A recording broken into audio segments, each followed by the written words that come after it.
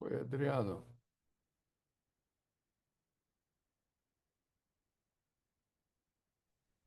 Olá, professor, como vai? Boa tarde. Boa tarde, tudo bom? Tranquilo? Queria era Tudo bem. testar para saber se estava me ouvindo bem, se está tudo certo. Tudo certinho. Aham, ok. Tudo ótimo. Boa tarde, Raul. Boa Boa tarde, tarde, Raul. boa tarde. Prazer estar com Raul, vocês. você apresenta trabalho, né? O 1993, Desenvolvimento e Validação de um Software de Gestão do Conhecimento. Isso mesmo. Tá ótimo. Professor Ricardo, o senhor prefere manter a ordem da lista da programação do SEMEAD ou por ordem de chegada? Como o professor prefere? Qual é a ordem que estava? Nem lembro. Só. Na programação do SEMEAD, pelo menos aqui na nossa, né, que tem no sistema, vamos chamar assim, o primeiro é o 170, Review on Consumers of Organic Products. O segundo, com Ricardo Cerveira e Cristiano França, da Unicamp.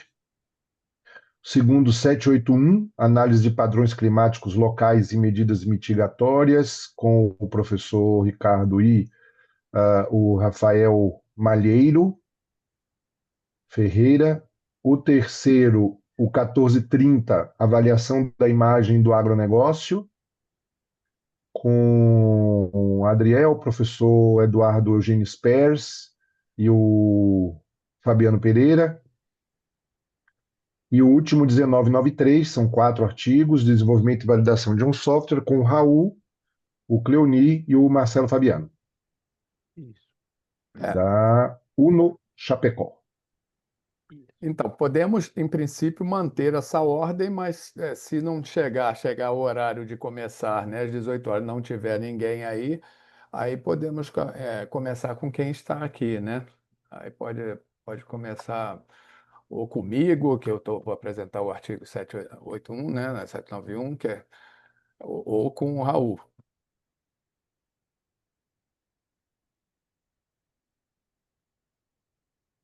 Beleza. E aí, como é que tá São Paulo?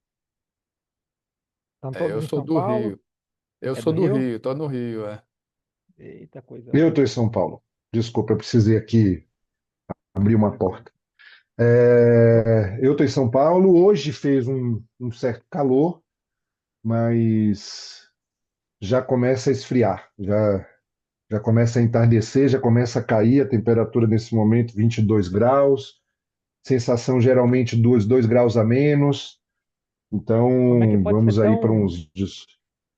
Parece um pouco com Curitiba, né? Aquele clima assim, faz as 4 estações no mesmo dia, né? No mesmo dia. Verdade, Raul. Chuva, sol, frio, né? Esses dias eu estava aí também no evento do Fire, mesma coisa também. Eu falei, mas como é que é? Sai do Paraná?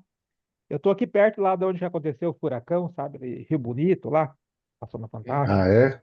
Poxa, E deu um ventão também, mas não Mas, quebrou nada, graças a Deus. isso que eu ia perguntar. Tudo é bem. isso aí. Mas aí também andou dando uns ventos por aí também, que eu vi. Foi mais no interior, sei lá. Deu até no Pará também. Mas tá tudo de ponta cabeça a coisa, né? É, mudanças Há quem climáticas. diga que não é. É isso que eu ia falar agora, né, professor Ricardo? Há quem diga que não é mudança climática, mas É. Já aconteceu não, também não esses tornados convém aqui, né? discutir isso. É, É, isso aí é uma seara que até eu vou tocar nesse assunto no meu artigo, né, que eu falo de microclimas, né, sim. e entra nessa seara de mudanças climáticas e eu não explorei a mudança climática. Nem na minha tese de doutorado, quando eu estudei praias, eu tentei entrar em mudanças climáticas e o meu orientador falou: não entra nessa seara, que você vai ser derrubado na banca. A banca É vai te muito, derrubar. é muito pano, né? É muito pano para enrolar. É muita coisa que ainda não está É bem verdade. explicada, né? É, e as praias são afetadas, né? de todas as formas, né? Eu tava vendo aquelas cidades fantasmas, né, que são cobertas pelas areias, mas aquilo ali já era mar antes, né? Então só está retomando, né? Aí é várias discussões também, né? É verdade. Nós estamos com o litoral aqui, eu trabalho na UFRJ, em Macaé. Nós temos o litoral praticamente de Macaé até Campos, né? Todo tomado pelo mar, né? O mar tem o avanço do mar que está tomando o litoral todo. Inclusive, eu estou participando de um projeto lá em Macaé, na Praia de Fronteiras, que ele faz justamente mitigar essa vulnerabilidade à população local ali que está perdendo suas casas, está perdendo tudo, e a gente está estudando o melhor modo causando menor impacto, considerando ali que quando você fala de impacto ali, você tem que considerar o seguinte: tem grandes interesses petrolíferos ali, que é bem Sim. difícil quando você vai dar uma solução, você pode ir de ponta com alguém que tem interesse petrolífero ali e tal, e aí você tem que tomar muito cuidado ali. A mesma coisa está De- acontecendo lá em cima na margem equatorial, né? né? Tudo que está ali, você está pisando ali É bem sensível o tema, né? De repente é o que eles querem mesmo, né? Afastar, né, a população, né? Mas é, é bem polêmico mesmo. Eu é, trabalhei com hidrelétricas também, tem os atingidos, né? Então, assim, é uma discussão muito grande, né? Porque, assim, nunca há um consenso, né? E eles são, às vezes, colocados, recolocados lá em outra, né? Do outro lado do estado, né? Uma coisa que não pertence à cultura deles, eles têm que aceitar a goela abaixo, né? Então, é muita discussão. E é polêmica. Uhum. perfeito.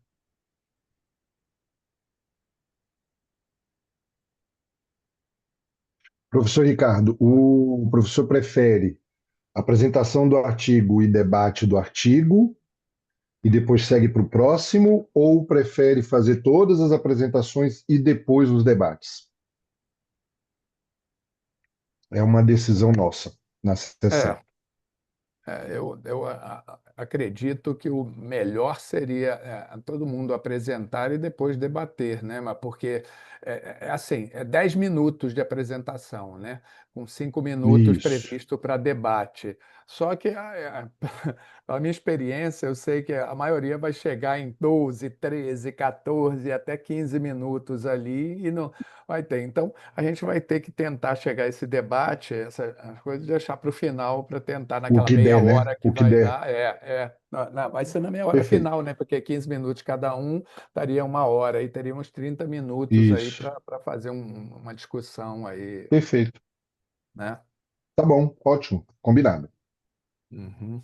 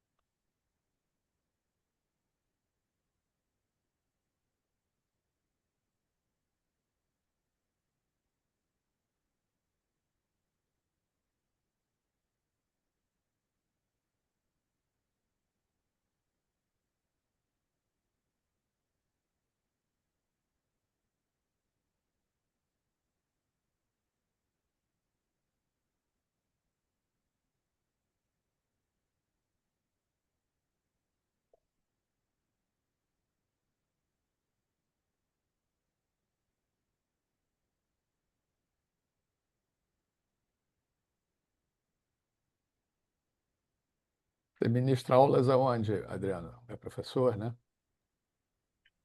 Sim, a minha principal escola é a Fundação Dom Cabral, em Minas, professor. Na verdade, Ah, em Minas fica a sede, eu mas sei, eu a dou Dom aula no Cabral eu Brasil todo para conheço. eles. Eu É. conheço a Dom Cabral. Eu fiz há muito tempo atrás a UCP, na Católica de Petrópolis, e lá a Dom Cabral também estava instalada, né? O CP, eu dei uma aulinha lá, uma disciplina, uma vez que a coordenadora do curso tinha sido minha aluna, e aí me chamou, eu fui lá 2 finais de semana para dar uma aulinha de sábado, É, mas que aliás foi um prazer enorme. É, mas a Fundação Dom Cabral agora fica, a sede fica ali em Minas, em Nova Lima, perto de BH, mas eles têm é. escritório em BH, São Paulo, Brasília. Eu tô na dúvida agora se o escritório do Rio continua, porque eu ouvi dizer que eles tinham fechado, mas eu não sei se eles mudaram de endereço ou eles fecharam mesmo. Mas eu fui aí recentemente para a fundação dar aula para a Tecnip, uma empresa petrolífera, como o professor estava falando Isso, agora, né? isso, é isso aí. Especializada ali aquela parte toda de tecnologia, de extração no fundo do mar, um negócio impressionante, Uhum. belíssimo, diga-se de passagem. Gostei bastante de conhecer eles. Aí tem a São Paulo, tem o próprio Einstein, né? O Hospital Einstein, que tem um centro hoje de educação continuada sensacional, um negócio de primeiríssimo mundo. E aí eles têm aulas para gestão na área da saúde. E aí eu termino ministrando aula lá também. É um pouquinho de todo, né? Como sempre. É, é isso aí. Eu já dei aula também assim para a FGV, né? A FGV tive essa, GV. tive essa oportunidade de dar aula na UBI Aliás, dele. o professor, o professor Eduardo Speres, que vai apresentar, ou enfim, está com um dos artigos aqui hoje, ele está com o artigo 3, o 1430, está aqui representando a Universidade de São Paulo, hoje ele é da USP. Ele foi da minha banca no mestrado. Ele foi professor convidado. Ele era da SPM, né? E Aham, eu fiz mestrado e doutorado na SPM. certo. E aí ele já tinha saído da SPM, já tinha ido para a USP, e terminou sendo convidado pela minha orientadora na época para ser professor na banca. Então, nós terminamos fazendo um pouco desse circuito nômade, né, de aulas, principalmente principalmente na pós, né? Na graduação, aí não. Na graduação, acho que tem um pouco mais de raiz, né? É. Passei aí perto do professor esse final de semana. Fui fazer um bate e volta praticamente no Rio de Janeiro para aquele festival Rock the Mountain, lá em Itaipava. Ah, sim. Fui com minha É, esposa fazer esse passeio, mas vou te falar que foi o famoso perrengue chique, viu? é, Correria, trânsito para subir a serra, muita é, chuva, muita lama, é, é e verdade. aí voltei cedo no domingo. Ainda bem que não teve nada na estrada, nas barreiras e tal, mas É. passei aí perto. Quando o professor falou da UFRJ, eu lembrei que na volta, principalmente, o caminho, o Waze terminou me mandando ali pela Ilha do Governador. Uhum. Passei do lado do Galeão, do lado da UFRJ, para ir para o Santos Sim, Dumont. sim, sim.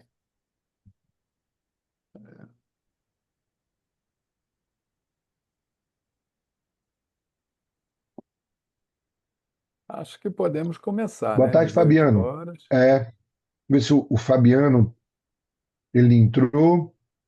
Ah, E aí, professor? Opa, boa tarde, tudo bem? O pessoal do 170 não chegou ainda, da Unicamp. Aí logo depois vem o do professor, que é o 781. O professor quer começar? aí, eu, né? Eu, Ricardo. É. Tá? Posso Ah, olha começar aí, o então. Cristiano França acabou de chegar. Ah, chegou, né? Então tá bom. Então deixa na Chegou. ordem. Bem na hora.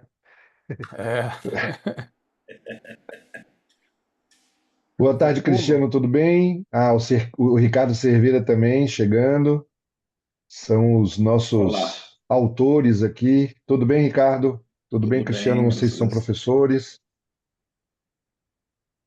É, Tá no se seu mudo, áudio. professor. Ah, então pronto. O Ricardo já me. Eu sou professor na graduação, mestrado e doutorado aqui na Unicamp, em Limeira, e o Ricardo foi meu aluno de doutorado. Inclusive, o Fabiano, quando eu era professor da USP, trabalhei bastante com o Fabiano, não sei se ele se recorda. Inclusive na Unimep também, né, Fabiano? Começamos na Unimep, professor. Depois na USP. Isso aí. Tudo bem. Então estamos entre professores. Obrigado, professor Cristiano. Seja bem-vindo, professor Ricardo. É, Professor Ricardo França Santos é o moderador. Eu aqui sou apenas o assessor. E antes de vocês entrarem, a gente já tinha combinado aqui de seguir a ordem da programação do próprio SEMEAD. Então, vocês começam, 10 minutos para apresentar, depois de todos os artigos apresentados, a gente faz aquele, aquele debate. Tudo bem? Então, tá bom, na hora que vocês quiserem. É, você pode fazer, então, a compartilhar, Ricardo, e começar, por favor? Eu sou o primeiro, acho que não. Sim, sim, você é o primeiro. Na minha programação aqui, você é o primeiro. Tá. Ah, eu sou o primeiro? É, Boa Para tarde, mim professor tava a Spers. lista do. A lista para mim tá ao Boa contrário, mas tarde a tá bom. todos. Boa noite já, né? Bom, boa noite. boa noite. Eu vou compartilhar então aqui a minha. Com muita calma nessa hora. O Zoom aqui é Você meio. prefere que eu te avise no áudio? Você prefere que eu faça um sinal ou eu mando no chat quando faltar ali 2 minutinhos para encerrar o tempo? Pode ser. Pode falar no áudio, não tem problema nenhum. Pode falar no áudio. Tá bom, então. Eu só. Pronto. Vamos lá, vocês estão vendo? sim, sim. Perfeito. Sim. Tá. É. Só para contextualizar, primeiro, boa noite a todos. Eu sou o Ricardo. Eu terminei meu doutorado na Unicamp, na FCA Unicamp. Eu fui orientado do professor Cristiano. Minha temática geral foi a respeito de consumidores orgânicos. Então, minha tese ela abocanhou várias atividades dentro dessa concepção, e uma delas, a inicial, era esse estudo de uma revisão de literatura sobre estudos de consumidores de produtos orgânicos frente a estudos de consumidores, de conjunto de estudos sobre agricultura orgânica e consumidores em geral. Surgiu essa necessidade por conta de uma percepção minha até então, que a correlação que se tinha de estudos da área em termos de estudos para consumidores orgânicos era muito, muito irrisória frente a estudos de consumidores em geral, que trazia muita necessidade da gente tornar esse tema mais importante para o crescimento do mercado. Depois eu vou falar um pouquinho da minha história, quando a gente avançar aqui. Existem poucos artigos no setor de orgânicos que falam a respeito de consumidores, e sim um monte de artigos que falam a respeito de práticas agronômicas. Podem ter suas razões, mas isso é algo que a gente constatou. Então, o objetivo geral é analisar a representatividade de estudos, pesquisas em geral, de consumidores de produtos orgânicos em relação às pesquisas de produção orgânica num cenário comparativo com consumidores tradicionais e pesquisas de alimentos convencionais, tradicionais. O cenário atual dá importância de estudos do segmento de consumidores para o mercado de orgânico. Não é para comparar com quantidade de estudos de consumidores tradicionais, até porque o consumidor orgânico não deixa de ser um consumidor, mas sim a sua representatividade dentro do segmento de orgânicos.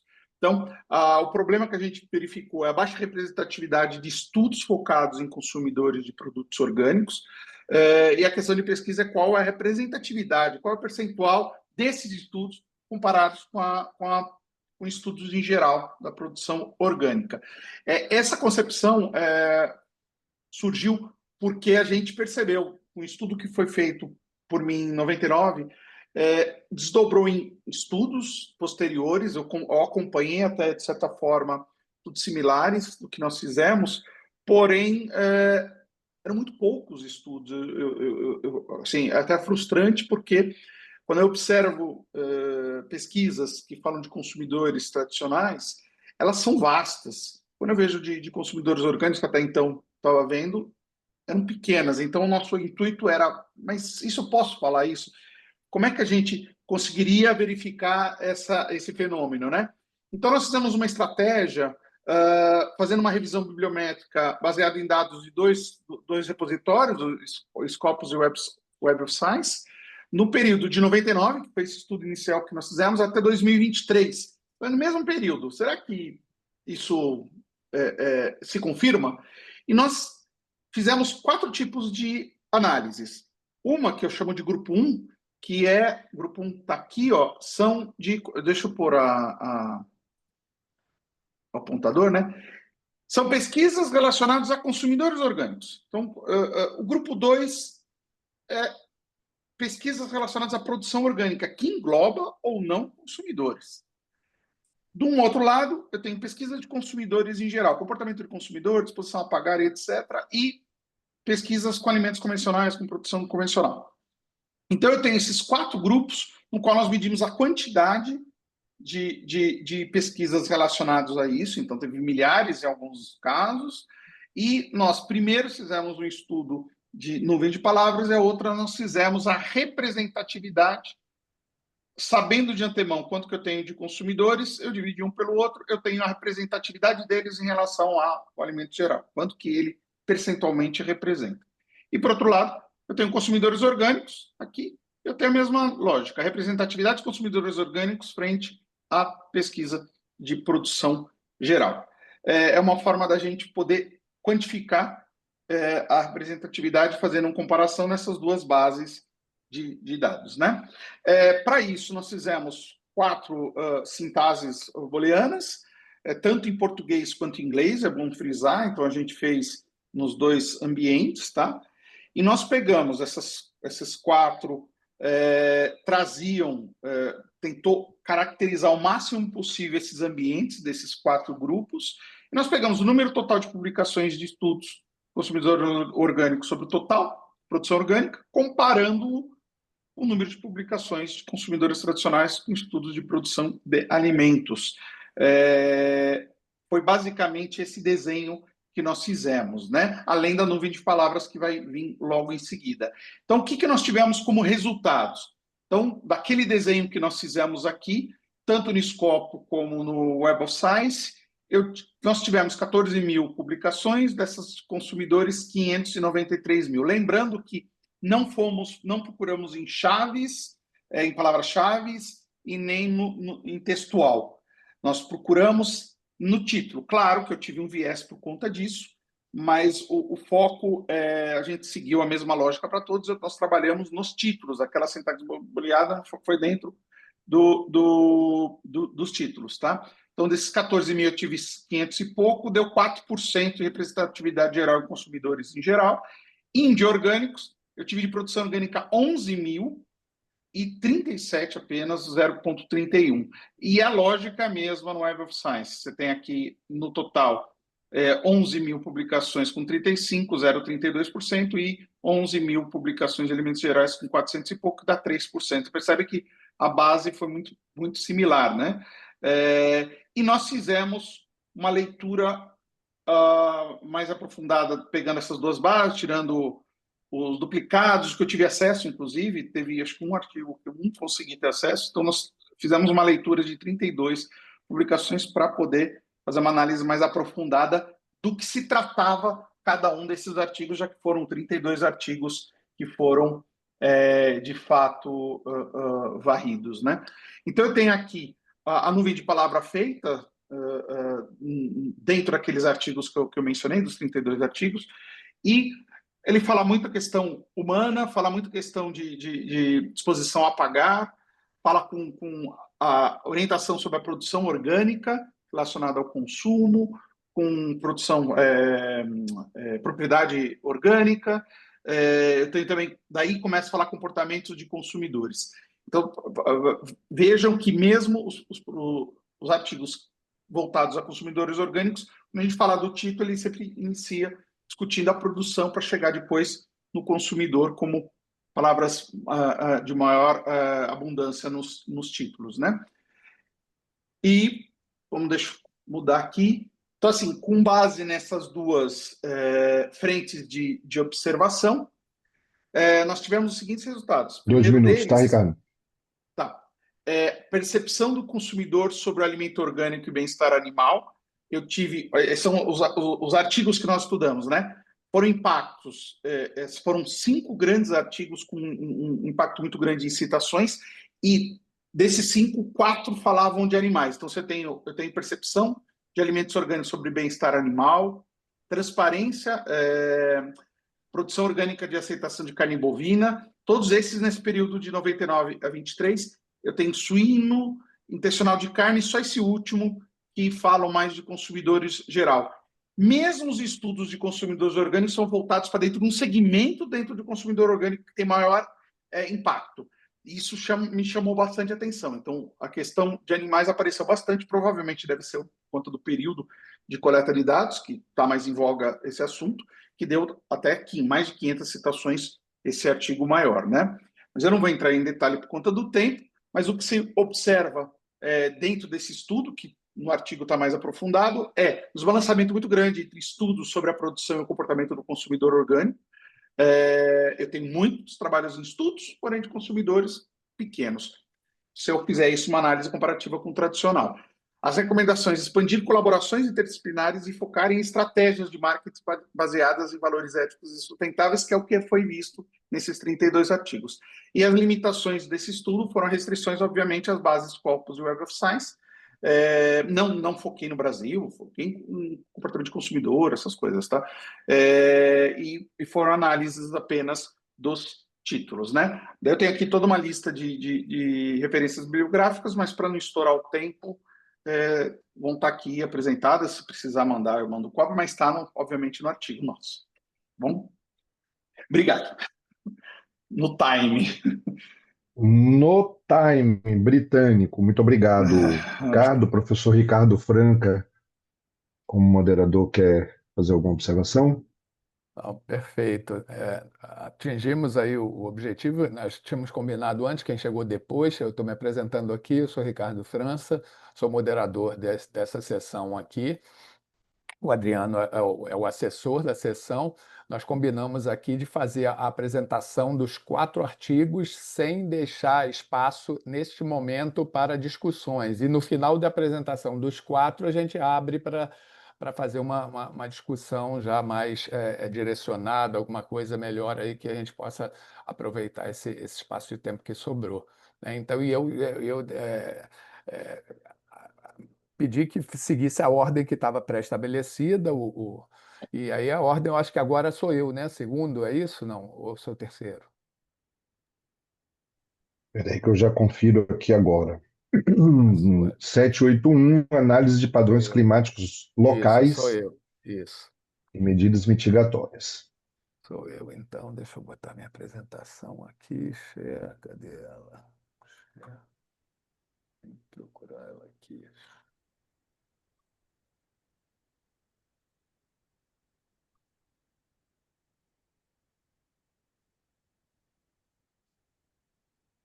Vocês estão vendo ela, não? Sim, ainda no formato de edição, professor. Eu tenho que botar aqui, né? Uhum. Perfeito.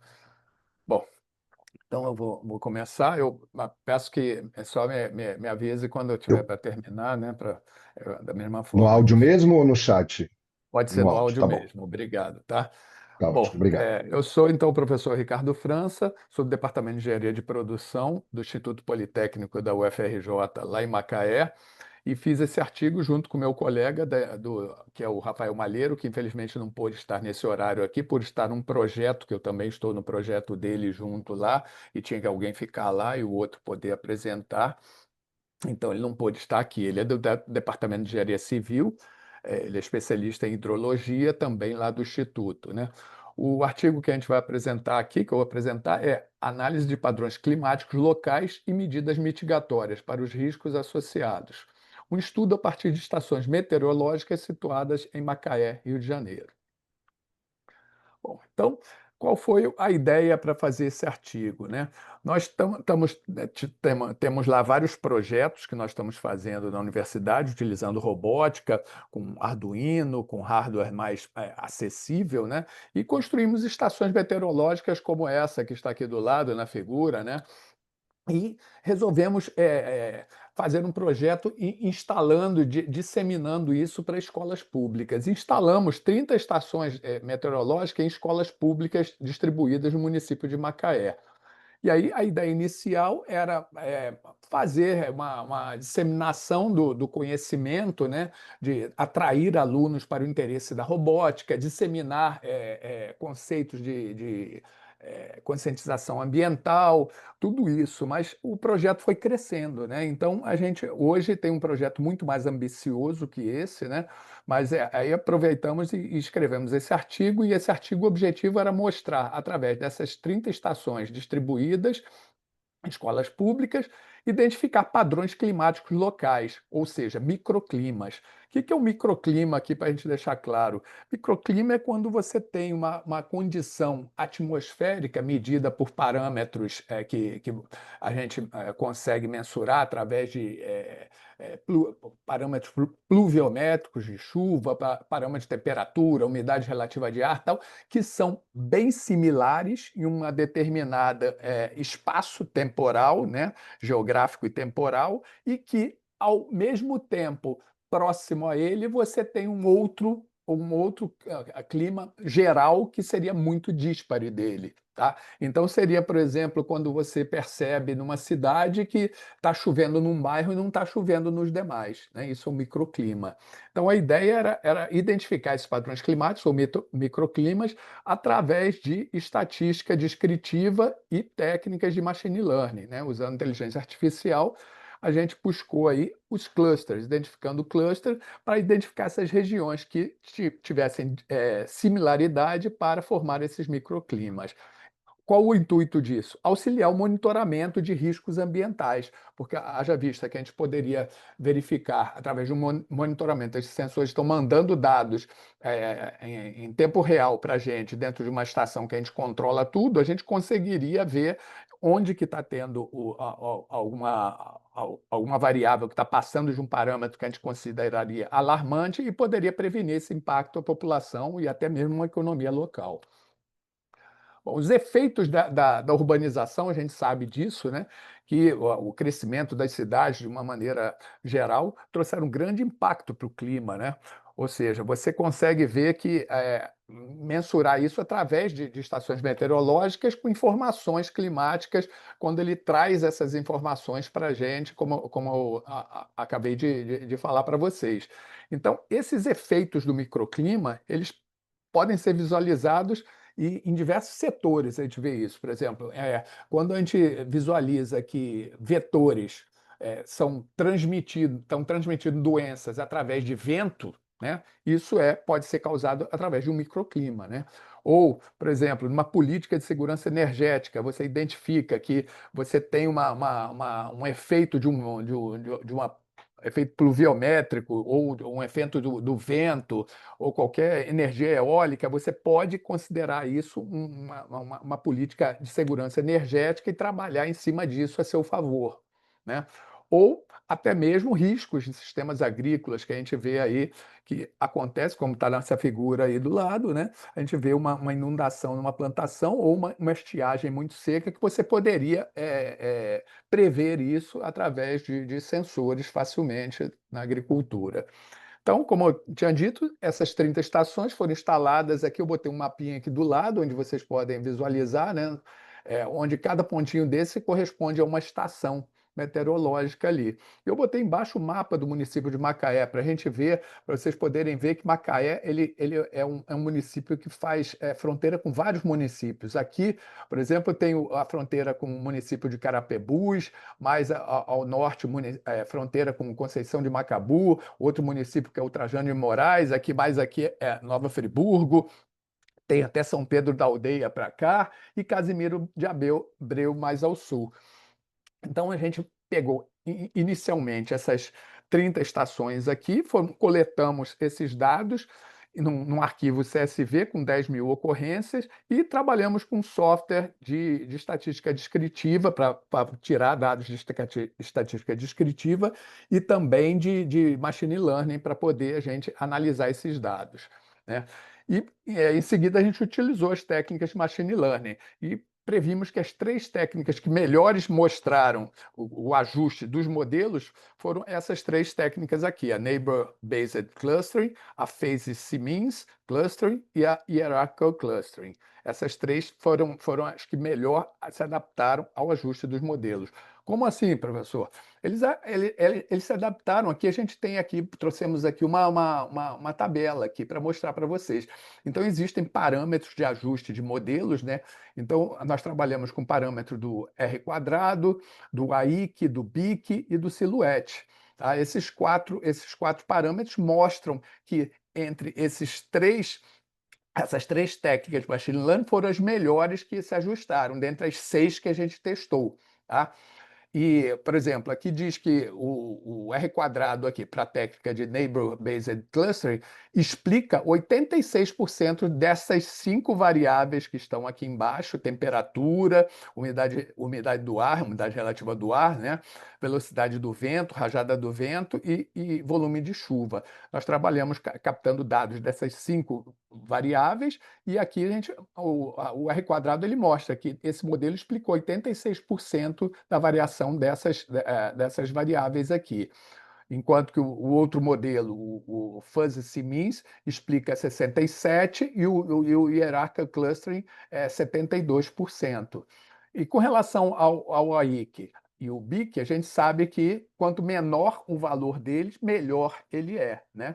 Ele ajusta. Por quê? Ele mede complexidade do modelo, né? Então, complexidade é inversa ao que se mede. Então, quanto mais simples, é melhor para o modelo. Então, a gente vê aqui que o mais simples estaria aqui em cima, seria o Neighbor Based Clustering, tanto por o parâmetro AIC como o BIC.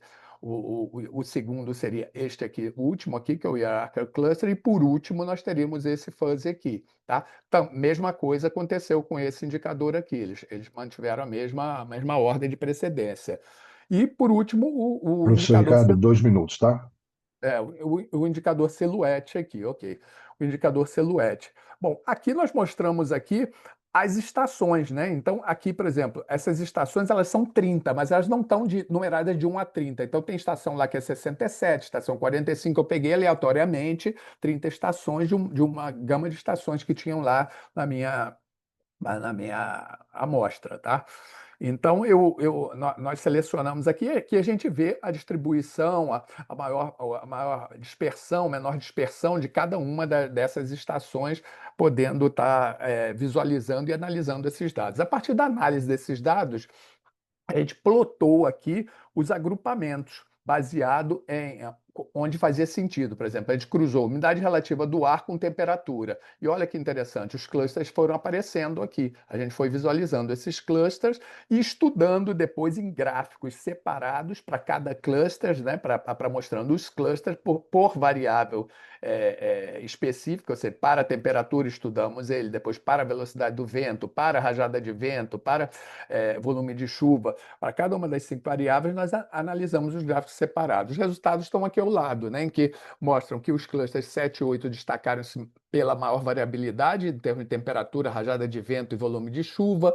O cluster 8 apresentou que eventos extremos de chuva intensa ocorreram nesse cluster 8, o que alerta para uma verificação de melhoria do sistema de drenagem urbana nessa região. O cluster 7 mostrou maiores valores de temperatura e rajada de vento, o que mostra uma necessidade de uma avaliação da integridade das edificações que estivessem nessa região aí. Os cluster 1, 5, 6 e 9 apresentaram menores distâncias euclidianas, indicando alta similaridade entre eles, e o cluster 10 registrou uma maior umidade do ar, observando uma alta intensidade e velocidade do vento. Os resultados ainda, com relação às medidas mitigatórias propostas, a gente propôs medidas em relação à infraestrutura resiliente, né? Ou seja, melhorar os sistemas de drenagem urbana, foi mostrado devido às fortes chuvas, a intensidade de chuvas demonstrada pelo cluster 8, né? Então a gente prevendo lá enchentes, tal, melhorar esse sistema de drenagem. O monitoramento e alerta é geral, em qualquer um dos clusters valeria a pena você emitir alertas precoces em relação à população de riscos eminentes, quando ele passasse de um determinado valor. A educação e planejamento é uma parte que a gente já trabalhou, como eu falei, que é implementar programas de conscientização de riscos climáticos junto à população local, já que eles estão em escolas, facilita isso, os alunos levam para os pais, que a gente traz os pais dos alunos e a comunidade em geral para esse projeto, e adaptação climática, de uma maneira geral, né? Aumentando a cobertura vegetal, resiliência de microclimas urbanos e reflorestamento de áreas. Considerações finais: a avaliação da existência de microclimas e das propostas medidas mitigatórias para os riscos ambientais foi alcançado. Os resultados confirmaram a existência dos microclimas distintos, caracterizados por clusters. Os sistemas de modelagem desenvolvidos em machine learning foram convenientes para prever os eventos extremos, para cobertura e mitigar impactos. A contribuição tecnológica desse artigo, a contribuição tecnológica e social, evidenciou o potencial de projetos colaborativos e de ciência cidadã para reduzir a vulnerabilidade social da comunidade, de uma maneira geral. E, por último, não menos importante, poderiam ser criadas parcerias entre instituições, né, e entre as universidades, né, as ONGs, governo local, tal, para integrar todos esses dados visando políticas públicas de uma maneira geral. Bom, as referências estão aqui também, tá? Eu me disponho a colocar esse artigo para quem tiver interesse mais tarde. Obrigado. Obrigado, professor Ricardo França. A gente passou bem pouquinho do tempo, estamos dentro do previsto. Uhum. Vamos para o terceiro artigo, então. Depois, no final, abrimos para debate. Só uma única lembrança: já está no chat o link para avaliação ao final da sessão. Tá? Próximo artigo, 1430, avaliação da imagem do agronegócio na percepção dos consumidores. Professor Adriel, professor Eduardo Speres, professor Fabiano Pereira.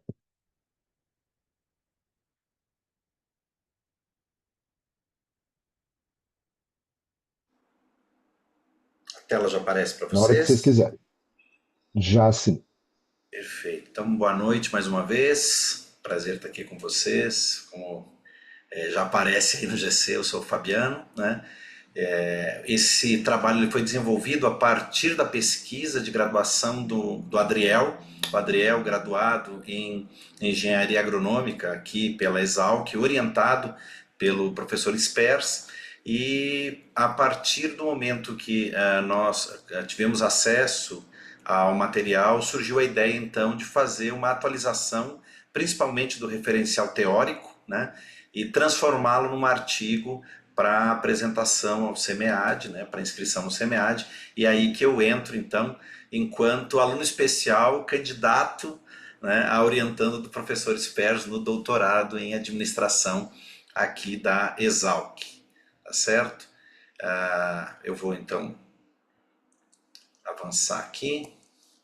Bom, o título, como nós já vimos, é Avaliação da Imagem do Agronegócio na Percepção dos Consumidores. É o título original do trabalho do Adriel, da pesquisa do Adriel, que deu origem, então, ao artigo sobre o qual nós nos debruçamos os três, né?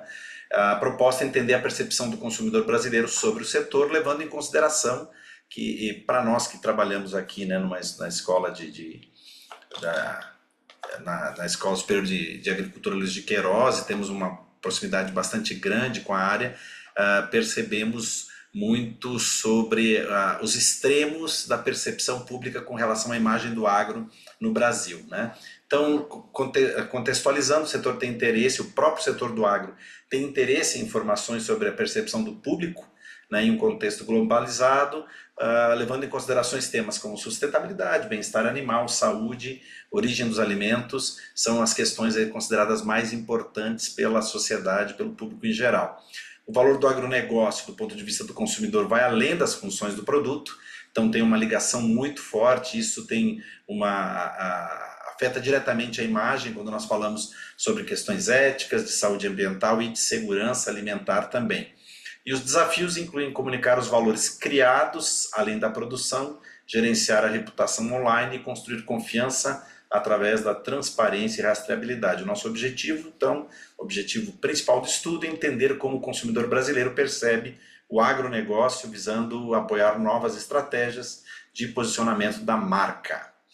Aí, para contextualizar um pouquinho, né, o agronegócio brasileiro, historicamente, ele tem grandes números de produção, é um dos grandes responsáveis pelo PIB, né, pela balança comercial brasileira, principalmente produção de alimentos, fibras e combustíveis, né, não fósseis.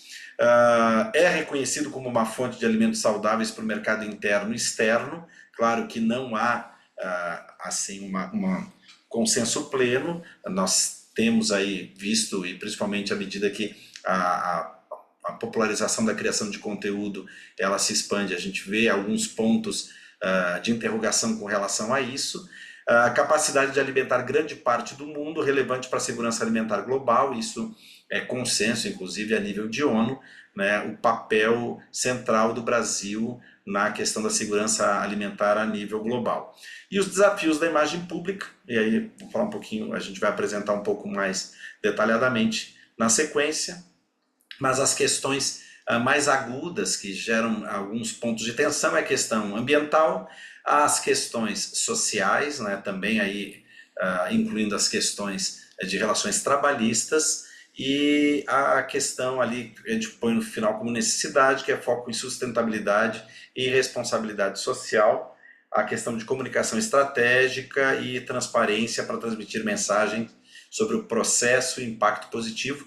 A gente tem, quem tem acompanhado aí de perto a cobertura da COP30 sabe que o setor agro brasileiro montou inclusive uma estrutura muito grande lá em Belém, né, com inclusive a presença muito forte da Embrapa lá, para tentar desmistificar algumas questões que ficaram muito arraigadas na percepção geral da sociedade com relação ao agro, de forma geral e de forma muito especial o agro brasileiro. Então um grande esforço de comunicação e de aproximação do setor está sendo feito, inclusive dentro da COP30, para tentar desmistificar algumas questões com relação à produção agrícola brasileira, certo?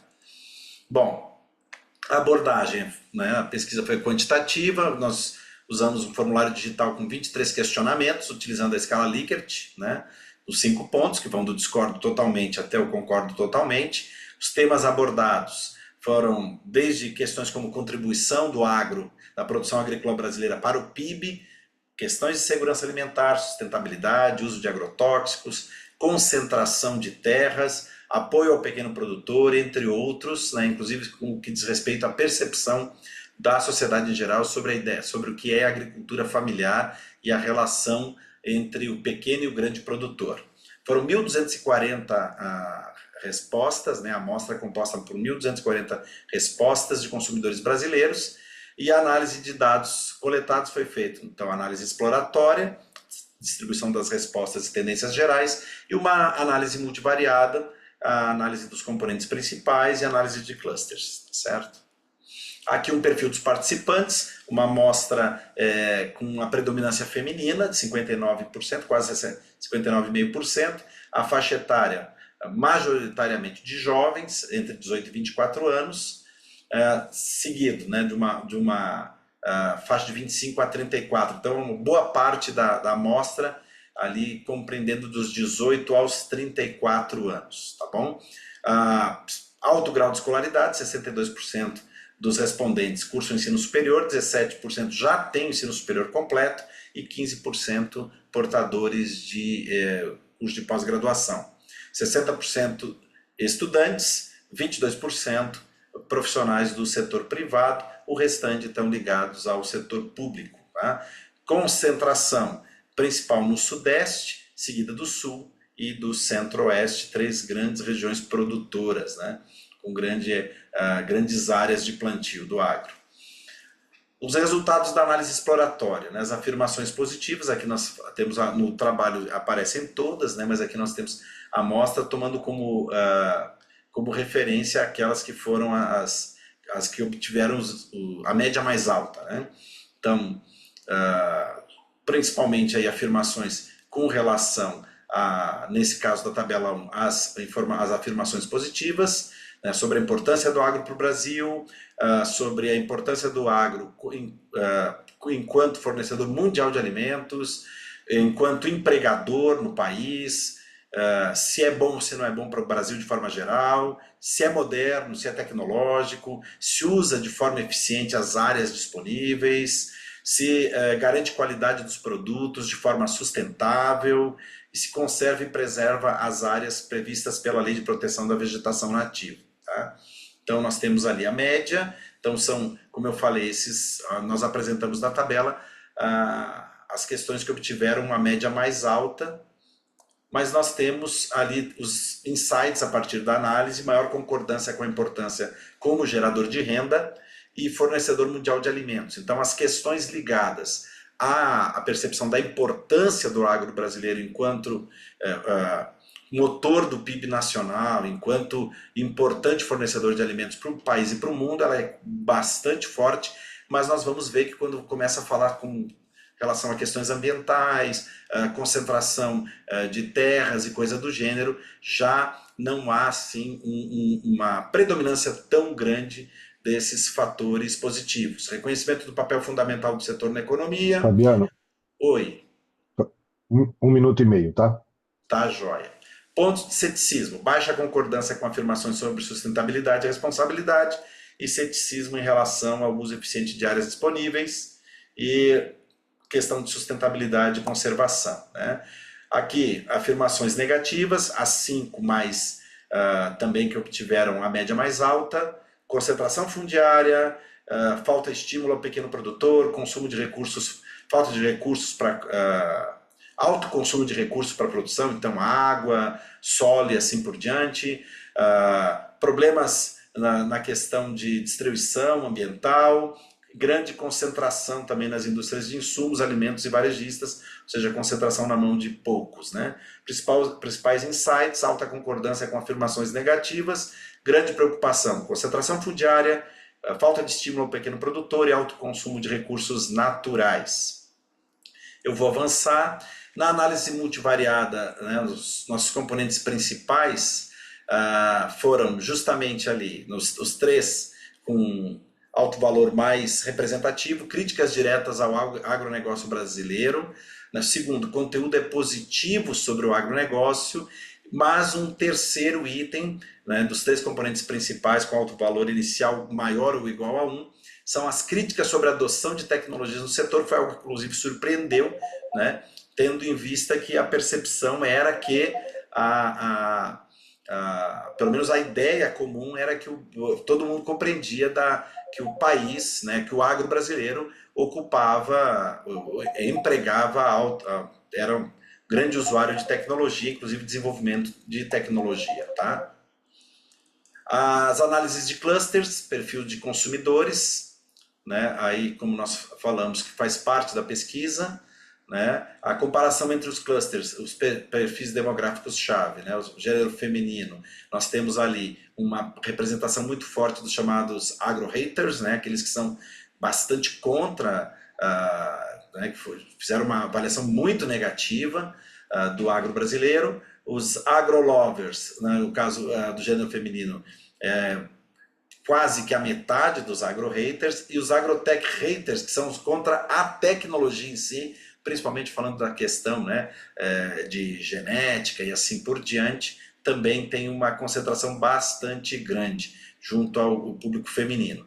Faixa etária de 18 a 24, também uma presença muito forte dos agro-haters, né? E isso vai se inverter quando a gente fala na faixa etária dos 35 a 44, há uma inversão. Então, os agro-haters caem substancialmente, a gente tem uma presença maior dos chamados agrolovers, né? Aqueles que fazem uma avaliação mais positiva. Entre a questão da escolaridade, superior e incompleto, agro-haters têm um percentual bastante grande, se comparado com agrolovers e mesmo com os agrotech haters, né? Que, como eu falei, são aqueles que entendem a importância do agro, mas têm sérias críticas com relação à tecnologia empregada para a expansão da produção e assim por diante. Tá certo? Acho que encerrou meu tempo, né, Adriano? Já passamos um pouquinho. Você quer conclusões e recomendações, por favor? Perfeito. Conclusões e recomendações. Diagnóstico da imagem. A imagem do agro está em grande medida cristalizada. Isso é perceptível, é influenciada por um complexo conjunto de fatores e exige uma reestruturação estratégica na comunicação. E isso é uma percepção geral, né? Tanto que tem se investido muito na última década, inclusive na especialização dos canais de comunicação para tentar mudar essa realidade. E a lacuna da comunicação, a baixa porcentagem de percepção positiva, indica que os discursos negativos eles preenchem o vácuo pela ausência de uma narrativa coesa sobre o valor, os avanços e os benefícios socioeconômicos do setor, visto que a comunicação em geral, principalmente, né, do setor comercial, né, os canais comerciais, eles acabam se atendo quase que invariavelmente a questões atreladas ao PIB, única e exclusivamente. Muito que a gente ouve é que, graças ao agro brasileiro, né, se alcançou metas, se extrapolou metas do PIB, mas pouco se vai além dessa informação, tá bom? Recomendações de marketing e comunicação: investir mais em segmentação e empatia, diálogo com os críticos, né, principalmente agro-haters, engajamento de apoiadores. Então, trazer os agrolovers para próximo, transparência e foco em valor ético e sustentável, estabelecer um canal de comunicação mais amplo e usar de forma mais enfática os canais digitais, tá certo? Contribuições do estudo tecnológico, aplicação rigorosa da análise de componentes principais e dos clusters para mapear percepções complexas, replicável para outros setores e marcas. E o social foi essa geração de insights para a construção de uma imagem mais justa e positiva do agronegócio, como nós passamos. E as nossas referências bibliográficas. Obrigado, desculpa aí o tempo. Imagina, obrigado a você, professor Fabiano, professor Ricardo França, algum comentário? Não, perfeito. Vamos deixar os comentários, né, para o final. Acho que agora podemos No fazer final. o último aí do Raul, né? Obrigado. Vamos lá, então. Na hora que você quiser. Uhum. Só vou configurar aqui.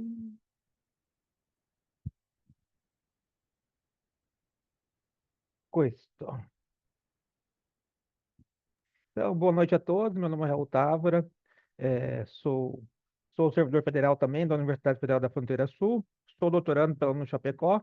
E hoje vou apresentar nosso estudo sobre o desenvolvimento e validação de um software de gestão do conhecimento para promover inovação aberta no Sistema Regional de Inovação no Sudoeste do Paraná. Então, esse trabalho ele é um resultado da colaboração, né, sob orientação dos professores Cleonir Tumeleiro, né, está presente aqui o professor, e também o meu orientador, Marcelo Fabiano Costela. Ele representa uma contribuição prática para fortalecer a integração entre universidades, incubadoras e empresas da nossa região. Então, o contexto, né, contextualizando, então o foco é gerir o conhecimento em ecossistemas de inovação em regiões periféricas e emergentes, então, particularmente no sudoeste do Paraná. Então, durante nossa pesquisa, identificamos cinco desafios críticos. Então, primeiro, 71% das instituições enfrentam a falta de interação, né, e trabalham de forma desarticulada entre esses autores, né, que estão dentro, que estão dentro da dinâmica da inovação aberta, né? Segundo, 66,7% apontam a baixa interoperabilidade, né? Ou seja, a ausência de um sistema integrado. Terceiro, então, há uma desconexão entre saber acadêmico e a prática da indústria, né? Então, seguindo o quarto, não existe uma plataforma unificada, né? Uma plataforma que que faça essa integração, né, e também o compartilhamento do conhecimento. E quinto, o conhecimento institucional, então, não é reconhecido como um ativo estratégico, né? Então, para resolver isso, consideramos os 6 autores principais. Então, as incubadoras como elos fundamentais, universidades como as geradoras de conhecimento e inovação. Então, as empresas e os empreendedores, né? Os investidores são aplicadores da inovação, governo como um agente regulador e fomentador também, a sociedade civil e o meio ambiente, né? Que são beneficiários e os stakeholders, né? Então, onde dentro disso também temos a evolução dos modelos de hélice tríplice, né? Então, bem trabalhado dentro da inovação aberta, né? Que começa da tríplice, passando, que envolve apenas universidade, empresa e governo, né? Passamos então para a quádrupla, que passa a envolver a sociedade civil, a quíntupla passa a envolver o meio ambiente e a sextupla, que inclui o empreendedorismo como um ator central. Então, o problema da pesquisa, então, é a ausência desses sistemas estruturados de gestão do conhecimento que promovam a inovação aberta entre entidades colaborativas. Então, o diagnóstico da situação problema, então a questão central, então seria como desenvolver e validar um software de gestão do conhecimento para promover a inovação aberta entre incubadoras, universidades e empresas. Então, o primeiro desafio é a falta de colaboração entre esses entes, né? Então, a gestão do conhecimento entre incubadoras, universidades e empresas. Então, o segundo desafio é a gestão deficiente do conhecimento dentro dessas organizações e a necessidade de ferramentas para facilitar a inovação aberta. Então, o terceiro seria a solução proposta, onde nasce a plataforma integrada para, né, gerir esse conhecimento colaborativo, né? Então, o Design Science Research foi a abordagem metodológica, né? Então, ele foi adotado como abordagem central nesse estudo, né? Visto que permite o desenvolvimento e validação de um artefato computacional, então voltado à resolução de um problema plástico e real, né, da situação aqui do sudoeste do Paraná. Então, desenvolvimento e validação do artefato computacional para resolver a problemática prática real no SRI.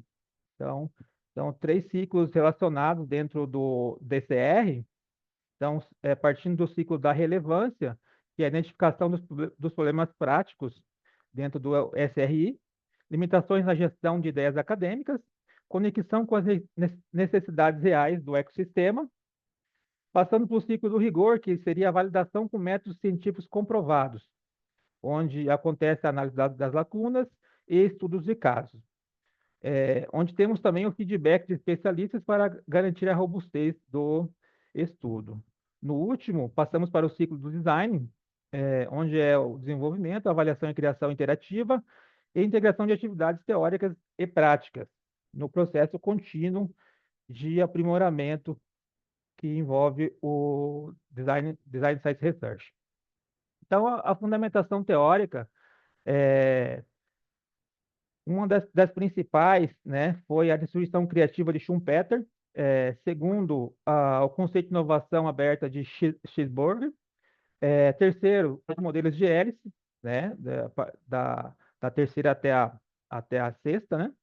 Quarto, o papel das incubadoras e parques tecnológicos como facilitadores e integradores entre a pesquisa e inovação e o empreendedorismo. Quinto seria a gestão do conhecimento e o seu valor compartilhado. Sexto seria os desafios do Sistema Nacional de Inovação Brasileira, que apontam para a necessidade de investimentos, integração e padronização para fortalecer esses ecossistemas em regiões periféricas. Então, o sistema de gestão do conhecimento, essa integração entre pesquisa acadêmica e prática de inovação, colaboração entre universidades, incubadores, empreendedorismo e investidores. Então, essa intervenção constitui o desenvolvimento de um software de gestão do conhecimento como base metodológica, né? A metodologia do Design Science Research, né? Então, o software visa sistematizar essas operações, né? E promover a interação para a inovação aberta, suportando colaboração, mentorias e proteção intelectual, né? Então, seria o link entre o conhecimento, né? Entre você ter um conhecimento numa prateleira e você colocar ele para virar um produto. Então, a estrutura funcional do sistema, né? Vou trazer algumas aqui, resumo por categoria, né? Segurança, então, autenticação robusta, e criptografia, colaboração avançada, através de ferramentas integradas para trabalho em equipe, inteligência de dados, através da visualização avançada com business intelligence, escalabilidade corporativa através de uma arquitetura modular preparada para o crescimento, né? Então, a DCR ela permite isso, né? Essa metodologia de melhoria contínua. Então, ferramentas de colaboração, né? Aqui temos a colaboração avançada, né? Já dito antes, né? Para compartilhamento, os mais usuais aqui dentro do sistema, né? Seriam o Drive, Dropbox, OneDrive. Para a comunicação, o Zoom, Teams, Meet, Slack. Para escalabilidade corporativa, seriam os fóruns de discussão, Reddit, Discourse, PHPBB. E gerenciamento de projetos também. O Trello, Teams, Asana e Gira. Para a inteligência de dados, o Power BI, Table e Elasticsearch. E segurança empresarial através de APIs como RESTful, SSO, EBEB Hooks e Authentic to SAML. Então, o processo de validação, né, foi via entrevistas com gestores e usuários de 3 incubadoras, né? Então, esse feedback entre os investidores e empresários, né, 80% priorizam que a network e workshops consideram que a mentoria é essencial. 100% consideram que a mentoria é essencial. 60% enfrentam dificuldades em transformar conhecimento em inovações. Já os gestores apontam 71% identificam a falta de interação entre pesquisa e inovação, 66,7% afirmam que é a baixa aplicação na gestão do conhecimento. Dentro dos KPIs utilizados, temos a Raul, taxa de... Ok? 1 minuto, tá? Ok. Taxa de recursos repositórios, 16,7%. Publicações e patentes, 16,7%. E participação em treinamento, 50%. Dentro disso, a satisfação, 16,7%.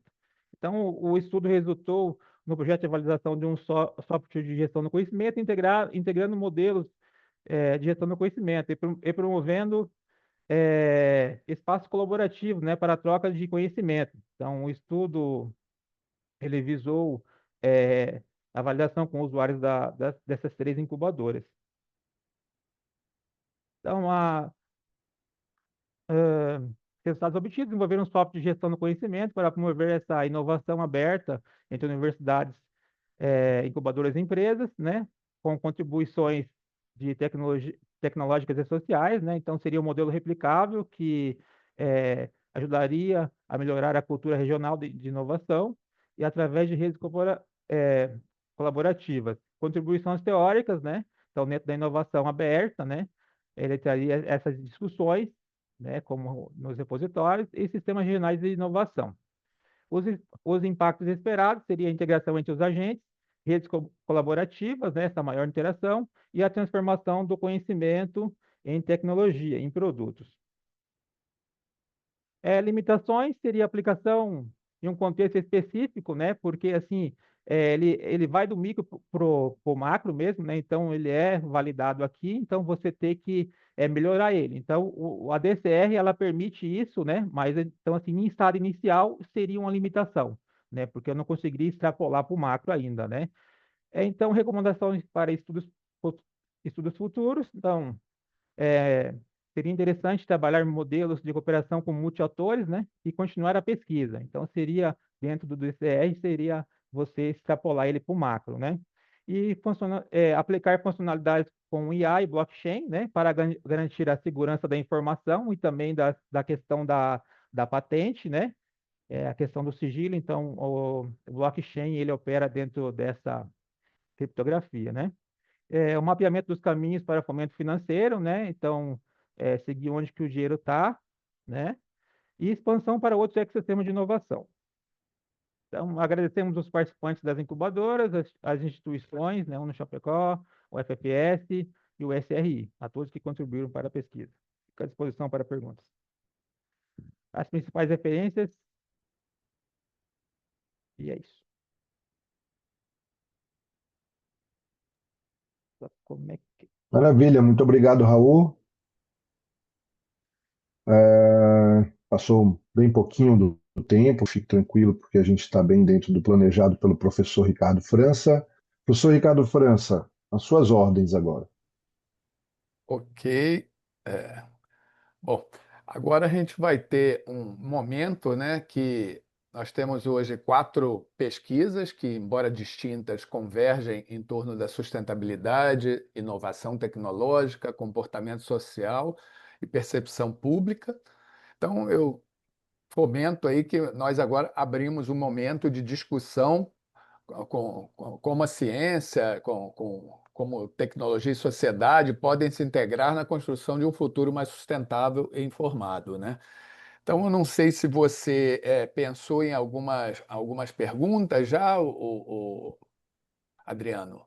Você pensou em alguma coisa? Eu fiz algumas observações sobre cada um dos artigos Hum, e algumas provocações, né, que eu poderia apontar como um pontapé aqui, inicial mesmo, e a gente iniciar os debates. Eu acho que antes mesmo de nós começarmos, professor, se o senhor me permite, pois abrir para não? os colegas, né, autor com Sim, autor também, sim, sem ordem, sem problema algum, e depois, sim, sobrando sim. tempo, a gente complementa. Pode ser?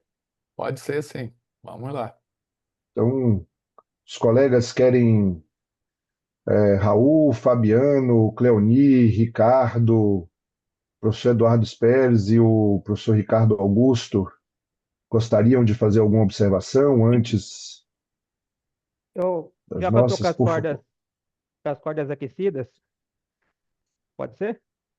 Vamos lá. Pode, por favor. Vamos Pode? lá. Então, é sobre o artigo ali que aborda os microclimas em Macaé, né? Pois Então, eu não. achei, assim, acertos, é, a inovação metodológica dele, assim, eu acho que é positiva, né? E assim, abrange bastante, assim, como um produto social, né? Ele tem um valor relevante para a sociedade, né? Então, eu vivi aqui, agora há pouco ali, né? Um tufão passou aqui, 80 quilômetros de casa, né? Então, se tivesse alguma coisa assim, né, poderia, assim, mitigar, não ia impedir, mas né? Então, seria uma integração realmente pioneira ali pelo esse projeto de ensino que o professor está fazendo, né? Então, demonstra uma viabilidade, né? Baixo custo, então, sensacional. Vou fazer um pequeno recorte, porque senão depois não dá tempo para todos, né? Então, dos consumidores orgânicos, do artigo que, que abordou isso, né? Que é o bibliométrico, né? Então, eu achei uma lacuna realmente relevante, né? É, eu só não entendi por que ele só abordou as 2 bases de dados, a Scopus e a Web Science, mas tem um porquê. Eu sei que tem um porquê e assim dentro de um artigo a gente tem que ser sucinto, né? Mas eu achei muito pertinente a pesquisa, né?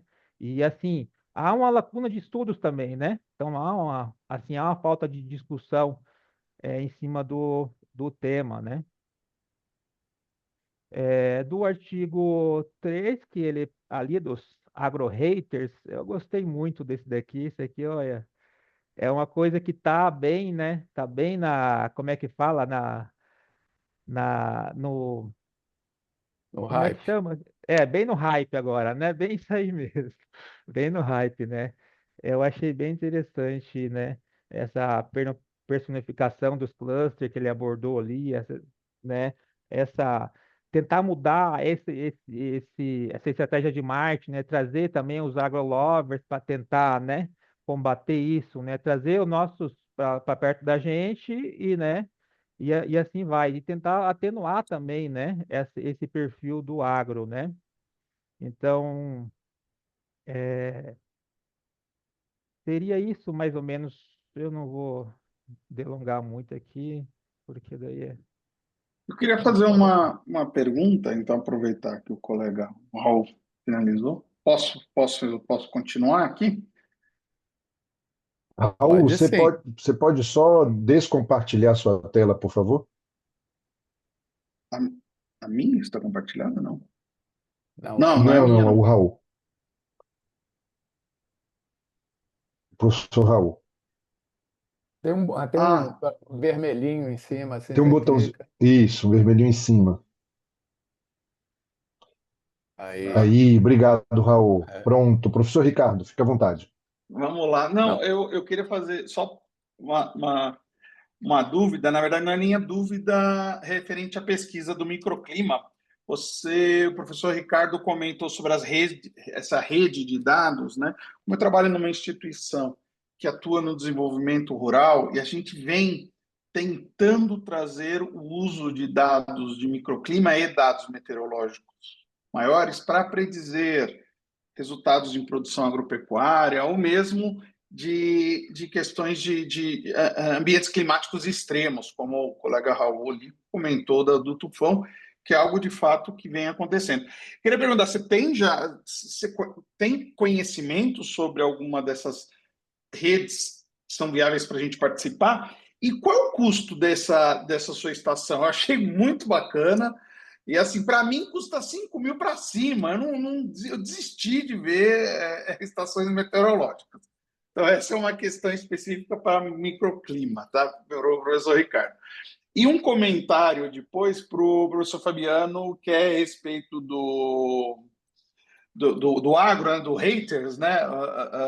O agrolovers, essas coisas. Esse material está excelente até para mostrar para o setor do agro. Tem um grande problema, e aí vem um comentário meu que trabalho na área. O segmento do agro, muitas vezes, claro que é uma percepção minha, é uma evidência muito anedótica minha, mas é algo mais para a gente conscientizar a população do segmento do agro, que existe uma população que não é do agro e que tem sentimentos sobre ele, e não é de amor 100%, tem um monte de problema. Até tem um pouco de receio de trazer esses agrolovers, que esses agrolovers acabam de bater em quem é agro-hater, daí aumenta a polarização. Então tem que fazer uma estratégia de comunicação, mas no primeiro momento fazer uma reflexão. O setor tem que enxergar que ele tem, a sociedade urbana, principalmente, ela tem reticências com o setor. Eu estou no setor, eu sei disso. Tem que ter uma conversa sobre meia-culpa, um monte de coisas tem que ser feitas junto do setor, né? Mas esse material tem que ser difundido, inclusive, nas mídias, porque é algo que precisa ser difundido, viu? Parabéns por todos esses trabalhos, inclusive do Raul também. Eu não conheço muito o segmento do Raul, por isso que eu não vou comentar. Mas parabéns aí para todos os trabalhos apresentados. Ok, Ricardo, vou responder para você, meu xará, aí, essa sua pergunta, né? Bom, as duas perguntas que você fez, uma foi em relação à rede de dados, né, meteorológicos, como é que a gente poderia compartilhar isso, né? Como é que vocês poderiam ter acesso?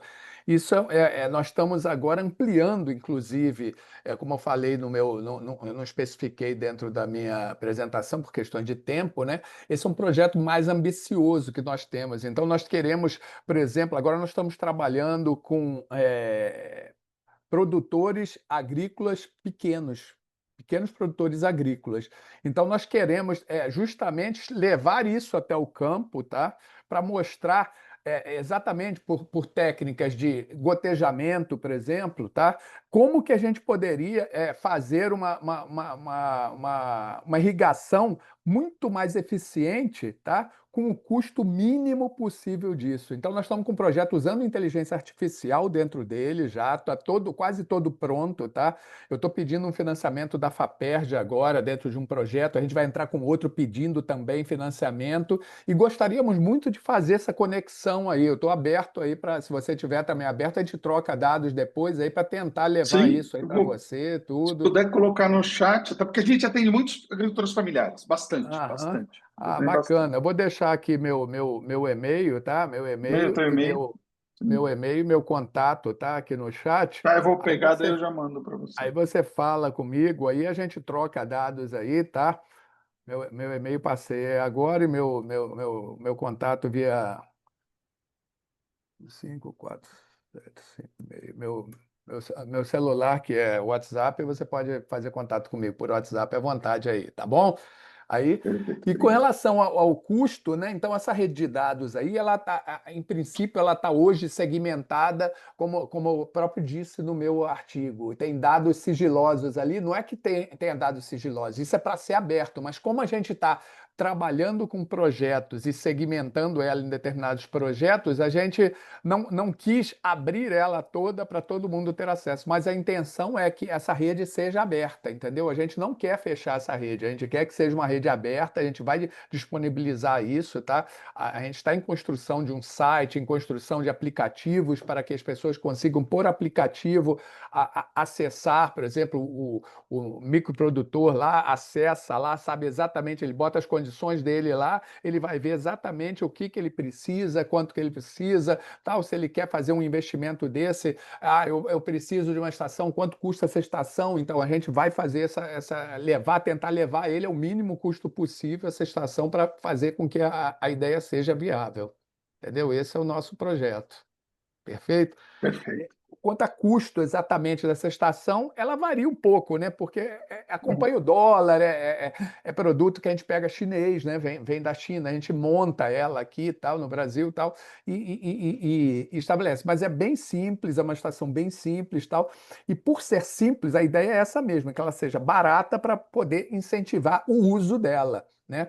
E por ela ser barata, os sensores serem muito baratos, a gente consegue trocar com facilidade. Você compra bastante peças spare, você vai trocando à medida da necessidade. Essa é uma estratégia que a gente está utilizando e que está dando certo no momento, tá? Agora, para algumas coisas, por exemplo, solo, medidor de umidade de solo, que a gente está testando agora. Os medidores, vamos chamar Tring-Ling chineses, eles são muito vagabundinhos, né? Então você tem que botar um medidor melhor, um medidor piezoelétrico e tal, e aí ele é mais caro, entendeu? Aí ele é mais caro, mas pô, vai te dar muito mais confiabilidade no teu sistema ali para você poder captar esses dados e durar mais tempo, porque senão você fica assim, um medidor de umidade de solo lá desse Tring-Ling ali vai durar, sei lá, um mês, aí você pô, para de receber dados de uma estação, você tem que ir lá fazer a manutenção, trocar, bota outro para mais um mês, bota outro, então vale mais a pena você botar um melhorado ali que te dê uma Sim, garantia aí de pelo menos 2 anos que você consiga aí captar dados com confiança, né? Eu acho. legal, legal. Muito bom, muito bom. Alguma pergunta de alguém aí? Temos mais Eu perguntas? gostaria, Vamos lá, vamos peço lá. licença, Opa, aí, em primeiro perfeito. lugar, né, parabenizar os colegas, né, pela apresentação, discussões muito ricas, né, obrigado, Raul, pela apresentação do nosso estudo, né, começo, né, acrescentando aí uma visão sobre esse esforço que a gente tem feito, né, de entender como conectar as pontas para gerar inovação aberta, né, principalmente nos sistemas regionais de inovação. É impressionante, né, como os agentes ainda operam de forma desconectada e perdem oportunidades, né, de resolver os seus próprios problemas, né? Tá lá a universidade num lado, a indústria no outro, né, o governo em outro, né? Esses agentes ainda não se conversam. Por todos os Perfeito. motivos que a gente já sabe, né? Essa falta de cultura de inovação aberta no Brasil. Então, esse estudo, né, foi desenvolvido, né, justamente a partir dessa dor, tentar conectar as pontas para que esses agentes se conversem, para que um fluxo de conhecimento, né, saia da universidade e vá para a incubadora, né, passe por outros agentes que têm interesse em desenvolvimento tecnológico, enfim, né, para que um fluxo de inovação se estabeleça, né, do ponto de vista regional e descentralize das capitais, né? Então, só reforçando, né, um pouco mais o que está por trás, né, desse modelo. Queria aproveitar, né, também fazer um comentário, em relação ao estudo apresentado pelo Fabiano. Muito bom olhar para esses dados do agro. Acho que eles demonstram essas percepções, né, mas como a gente, né, foi bem apresentado, são percepções, são escalas de percepções. Então, a gente pode tirar várias conclusões a partir delas, né? Mas essa realidade do agro está sendo muito construída ainda no Brasil. Então, a gente, né, está avançando em termos de agro 4.0 ainda, importando muita tecnologia, nós não temos essa tradição ainda, né? A gente, novamente, né, pela falta de conexão, de conectar as pontas, né, a gente ainda depende de muita tecnologia, né, de países que nem têm tradição em produção agrícola, como Israel, por exemplo, né? Mas que bom que a gente tem, né, de onde importar essa tecnologia. Tenho acompanhado esse movimento do Agro 5.0, né, como setor portador de futuro, e acho que é uma fronteira importante aí, talvez, Fabiano, para você conectar com a próxima fase da tua pesquisa. O Agro 5.0, ele tenta resolver essa questão da sustentabilidade, né? Tenta não, ele resolve, é responsabilidade dele descarbonizar, avançar para agendas de agricultura regenerativa. Então, acho que quando a gente vai para campo e já apresenta essa perspectiva de futuro, talvez a gente consiga conectar, a gente consegue coletar mais dados mais ricos e também expandir a percepção das pessoas, né? Então, é só uma dica sobre, talvez, para uma próxima fase, né, em termos de pesquisa. Mas gostei bastante também do estudo. E aí, o estudo apresentado pelo professor Ricardo França é muito interessante. Eu venho de estudos sobre teoria geral dos sistemas, teoria do caos e da complexidade, entendendo como que o clima evolui. E aí eu fiquei com uma dúvida, né, professor? Né? Queria pedir para o senhor esclarecer, por gentileza. Né? Então, ok, foi feita a análise, né, das estações de forma isolada, entendemos, né, como os modelos foram treinados. Queria saber se vocês fizeram um cruzamento das análises de microclimas para tentar entender, né, como o macroclima se estabelece, pelo menos na região de Macaé. Percebi que não era essa a função do modelo, mas só tentando entender se o modelo pode evoluir para isso, para gerar uma próxima camada de conhecimento e também, a partir de toda essa capacidade de machine learning, gerar mais níveis de inteligência preditiva para se antecipar na tomada de decisão, seja em políticas públicas, seja no agro, enfim, prevenção de catástrofes, e especialmente o que vem pela frente ainda, né, em termos de mudanças climáticas e eventos extremos. Então era isso, muito obrigado novamente. Perfeito. Agradeço aí a pergunta, Cleonir. Nós pensamos nesse momento, nesse problema do microclima, porque é uma coisa que afeta muito a cidade de Macaé, né? Macaé, não sei se você teve a oportunidade de conhecer, se alguém aqui já teve a oportunidade de conhecer, como eu mostrei no mapa ali, ela tem fronteiras e ela tem a parte litorânea, que todo mundo conhece Macaé como a cidade da energia, que era antigamente a capital do petróleo, que esse nome foi pejorativo, e nós mudamos para a capital da energia, né? Tendo em vista que hoje a energia é muito mais do que o petróleo, né? O que se está estudando lá é muito mais do que o petróleo. Então, ela tem esse lado do litorâneo, mas ela tem a serra também. E o rio Macaé, que é o principal rio de lá, ele nasce lá na serra, lá em Friburgo, e vem por Sana, lá por cima, tal, e desce e corta a Macaé, irrigando em canais. Então, esse meu colega que escreveu comigo, ele é especialista em hidrologia, e ele estuda isso. Então, agora nós estamos trabalhando em projetos que nós estamos estudando para mensurar como que o volume desses rios, medindo essa vazão, tá? Como é que a gente vai prever também e interconectar com esse sistema. Então, o sistema é muito maior do que simplesmente fazer uma meteorologia medindo o tempo, prever tal. É claro que isso é muito importante, tá? Mas a gente quer entender a cidade e prever e salvar vidas ali dentro de coisas que estão acontecendo ali, alagamentos que estão acontecendo, coisas em função até do avanço da cidade, né? A cidade está cimentando áreas que não eram para cimentar, né? Então, ou seja, está impermeabilizando o solo, a chuva cai e não tem para onde ir. Então, o que acontece? Ela aparece, essa água tem que surgir em algum lugar, então ela vai surgir, ela vai causar catástrofe, ela vai levar esse problema para as comunidades mais vulneráveis possíveis. Então, nós estamos fazendo trabalho, estudando hoje medidores de vazão, trabalhando com essa área de agro também, do micro, o agricultor, microagricultor, a agricultura familiar. Nós estamos trabalhando, envolvendo, fazendo trabalho com modelos científicos em que a gente vai fazer análises preditivas, tá? Como você mesmo falou aí. Isso aí não pode fazer, mas usar machine learning também não é para predizer.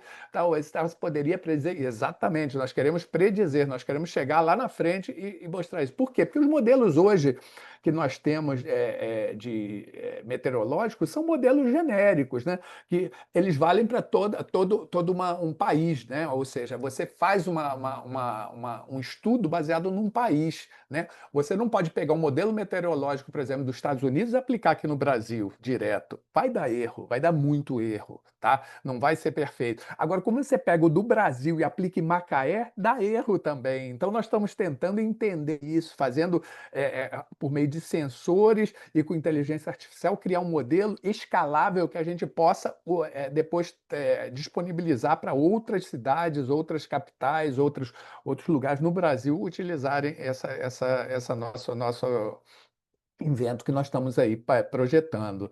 E aproveitando lá, eu dou aula no mestrado do Profinit, lá em propriedade intelectual, né? E gostei muito desse sistema que vocês falaram aí, que fizeram e tal. Aí a minha dúvida agora, eu remeto a pergunta para você. Esse sistema de vocês vai ser gratuito? Vocês podem disponibilizar ou não é gratuito? Patentearam e tal?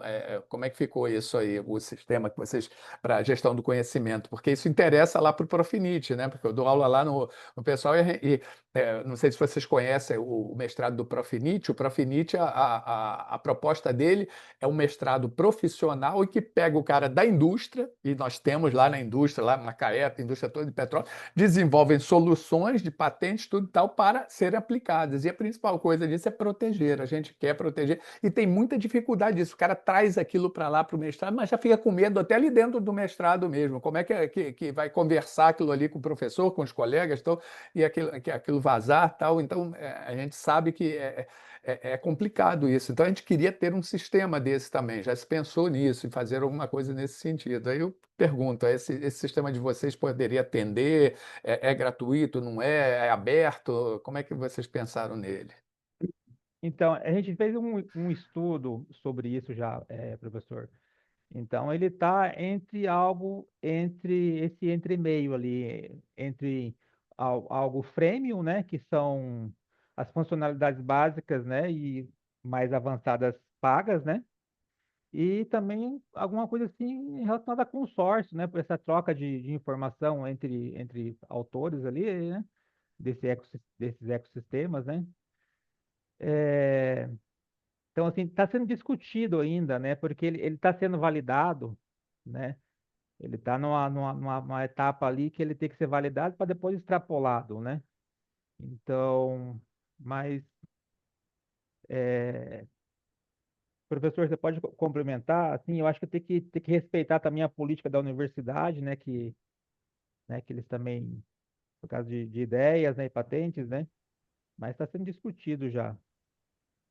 Maravilha, e isso mesmo, né? Como o software ele está em fase de desenvolvimento experimental, não foi batido o martelo, né? A nossa vontade é que a gente disponibilizasse esse software de forma gratuita, né? E que a gente, né, buscasse outras fontes de financiamento. Então, caminha para isso, professor Ricardo, que ele seja um software gratuito e que a gente consiga, né, colocar outras camadas adicionais, especialmente de inteligência artificial. A gente quer um agente treinado, né? Não tem como a gente pensar em desenvolvimento de software, né, especialmente uma solução para inovação aberta sem IA. Então, a próxima fase é que a gente consiga adicionar essa camada de IA, né? Do E blockchain. também, quem sabe, né, um modelo de machine learning, por que não? Né? E sim, disponibilizar pelo menos uma versão com algumas funcionalidades básicas gratuitas para serem testadas. Perfeito. Obrigado, agradeço aí. Eu vou abrir aqui para outros falarem, porque senão a gente vai ficar só nós dois falando aqui, né? Depois a gente pode conversar mais. Aí eu deixei meu contato aí, se vocês puderem anotar aí, e a gente pode estar trocando ideias aí sobre isso. Eu tinha uma ideia para trocar com vocês aí. Quem fez o software foi o Raul, eu acho que sim, né, Raul? Você que foi o mentor, ele Assim, desenvolveu?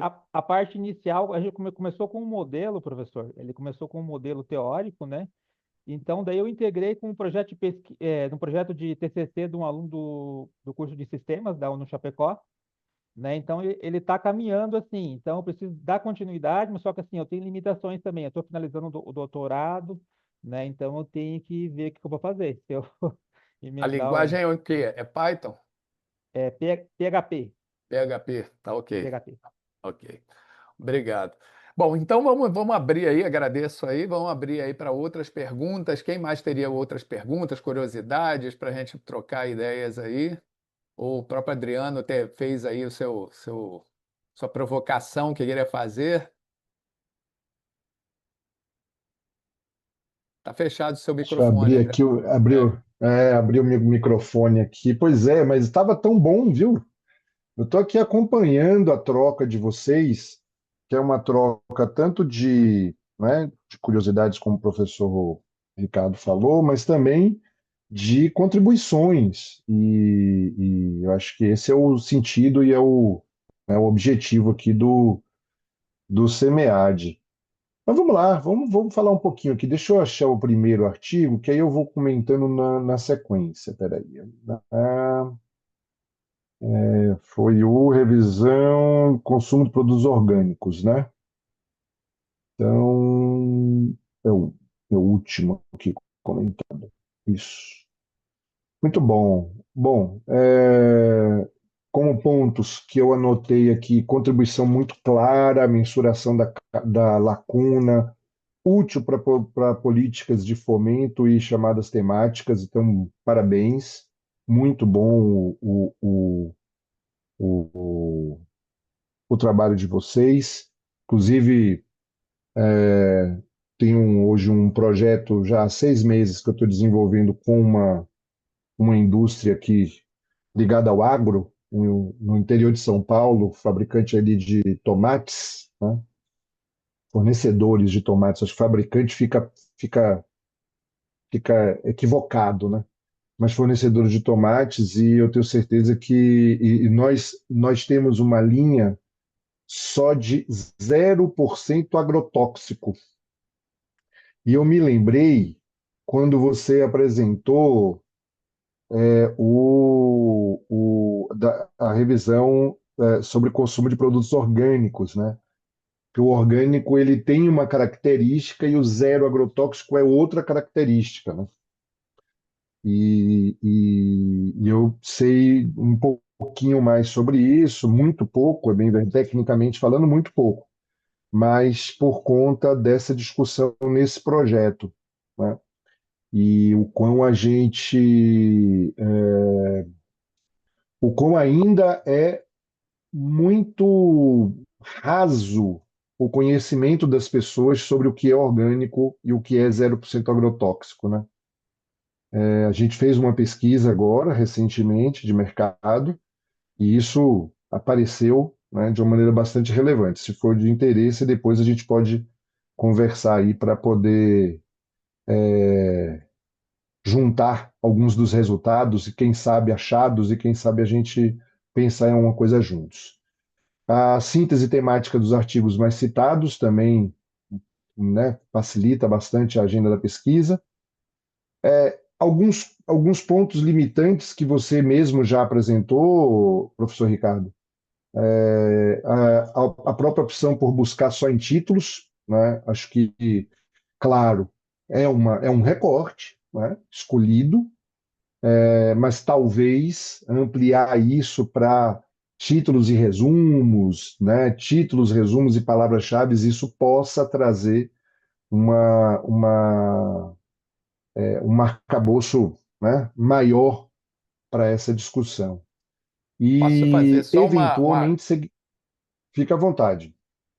só para fazer uma observação nesse ponto, que não sei se você conhece, Ricardo, um software disponível, gratuito, que eu já usei para bibliometria, tem um artigo meu publicado, se você procurar aí você vai achar, que usa o VOS Viewer. Conhece esse software, VOS Viewer? Pois é, ele, ele é, Eu vou ele falar é dele sim. ele é excelente para você tratar, exatamente fazer a bibliometria, né? Usando já ele e ele trabalha exatamente com essas duas bases que você está trabalhando aí de maneira muito fácil, né? Você pega o Web of Science e Scopus, ele já trabalha direto com Web of Science e Scopus, já incorpora ali e já gera aquelas figuras bacanas, mostrando, por exemplo, quais as universidades que mais estão trabalhando sobre determinado assunto, quais países que trabalham sobre esse assunto, quais autores que estão juntos trabalhando sobre esses assuntos. As coisas. Então, eu fiz um trabalho sobre praias, né, que no meu doutorado foi praias, e publiquei usando esse software aí, o VOS Viewer. Tem um trabalho de bibliometria lá, né, que eu fiz, que é bem interessante. Se você quiser, você pode olhar lá, pega meu nome completo Bacana. aí, Ricardo França Santos, e Eu bota já lá marquei. praias lá, você vai achar lá o meu artigo lá, tá bom? Muito bom. Eu usei o Vilmer também, professor Ricardo, no mestrado, e é muito bom. Aham. De lá para cá, eu também tive o contato com o Research Rabbit, ou Rabbit Research, eu confesso que eu não me lembro a Rabbit. ordem agora, Uhum. né? Ele faz alguma coisa parecida, de uma maneira Sim, até um pouco mais, né, um pouco mais ilustrada. Eu confesso que eu sim. não sei exatamente se o Rabbit ele tem tanta profundidade quanto tem o VOS, mas é muito bem lembrado. Uhum. E aí, para complementar, bom, acho que eu vou deixar nos comentários. Eventualmente eu volto nas perguntas, né? É, o próximo foi o do próprio professor Ricardo, do microclima. Deixa eu ver aqui. Temos mais 5 minutinhos. Vamos lá, fazer esses comentários rápidos. Quer ver? Isso. Bom, desenho aplicado e robusto, né, para gestão de risco climático local, com base empírica e técnicas de machine learning perfeito, super adequadas. Parabéns. Integração entre educação, dados e resiliência urbana. Isso é muito, muito interessante. Para o estudo, professor, e aí, claro, né, como alguém falou sobre, acho que foi o próprio Raul que falou, né? Olha, tem data, tem tamanho, né, de artigo que também dificulta que a gente possa aumentar a profundidade, mas o período curto da coleta, né? Então, Sim, talvez sim. se depois vocês É porque puderem aumentar, vai. eu não expliquei ali Diga, no então artigo explique para o a gente. porquê desse. Isso aí é uma falta minha de não ter explicado. A gente pegou esse período curto aí, porque a gente não Imagina. queria pegar períodos de Macaé que tem, por exemplo, influências de chuva forte, que é no final do ano. Aí você tem ventos fortes de agosto, julho, agosto, lá venta forte. Então eu peguei o período que não tinha influência externa nenhuma para eu poder ver exatamente estudar o microclima ali. Eu não deixei isso claro Entendi. ali, faltou clarear Não, melhor mas isso aí. imagina. É.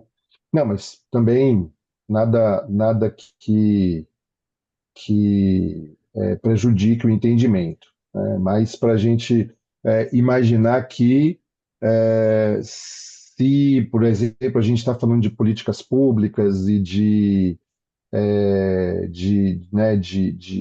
prevenção, talvez esticar isso durante o ano e talvez até em vários anos, quem sabe, Sim, sim, sim. a precisão seja ainda melhor. Mas também meramente uma inferência, nada científico aqui da minha colocação. Depois, a avaliação na imagem do agronegócio, excelente essa provocação. Frame consistente, com literatura de marca e reputação e com soluções práticas. Estamos num painel aqui de artigos aplicados, o que é muito bom, e mensurações que diferenciam dimensões econômicas de ambientais. Isso também ajuda muito a orientar o posicionamento. Aí eu acho que poderíamos detalhar um pouco mais o desenho amostral, né? Construção e validação das escalas, talvez exista, né? Acho que foi o professor Fabiano, né? Deixa eu conferir isso. Professor Fabiano, talvez exista isso no estudo, no estudo completo, mas que não tinha ficado claro quando você apresentou, por exemplo, eu vi ali, né, olha, os temas estudados, então, mas de onde surgiram os temas, como é que a gente, né, dá um pouco mais de aderência, né, de rastreabilidade a essa informação, nada demais, né, meramente talvez uma matriz de amarração, uma indicação da validação das escalas, enfim, de alguma forma só para ajudar a robustez do seu trabalho, que é muito bom, né? E, por último, sugerir aqui uma triangulação com dados comportamentais e experimentos informacionais, né? Acho que isso também pode ajudar na testar a causalidade, da transparência sobre a imagem. Mas eu gosto muito do tema, é um tema que eu particularmente estudo e dou aula, então fico bastante contente de ver esse trabalho. E, por último, desenvolvimento e validação de um software, aí é com o Raul, né? Raul, parabéns mais uma vez e muito obrigado pela sua apresentação e, mais do que apresentação, pelo seu apoio também, logo ao final. Como pontos positivos, alinhamento claro entre teoria, né, da gestão do conhecimento e a adoção ali do Design Science Research, né? Acho que isso tudo aumenta a relevância prática e o rigor da construção. Requisitos técnicos de governança bem explicados, bem apresentados, muito bom. Eu acho que como pontos de sensíveis aqui para reflexão, e eu já estou terminando, nosso tempo já acabou, né?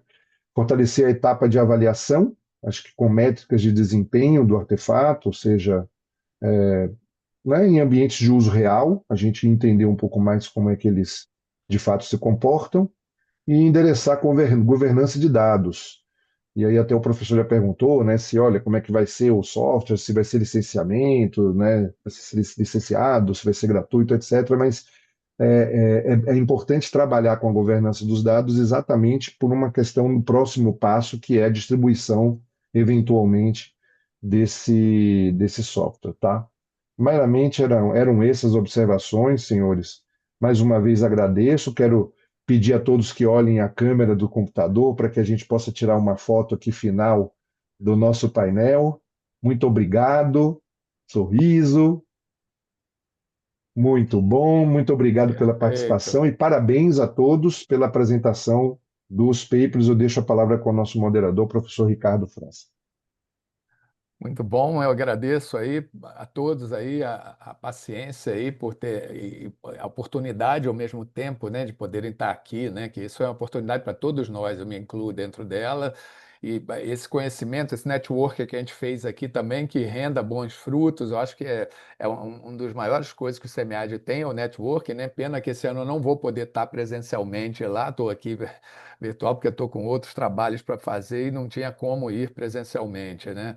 Eu queria ter ido. É diferente, né? Quando a gente vê presencial e tal, mas, enfim, já vale muito a gente estar aqui, mostrar, apresentar o nosso trabalho, conhecer o trabalho dos colegas, conhecer o que cada um tem para contribuir. Como disse o Tumeleiro, cada um tem um pedacinho, faz um pedacinho, né? E não conhece o todo. E a gente gostaria que isso interconectasse e levasse alguma coisa de valor, que a gente entregasse, agregasse valor para o país de uma maneira geral.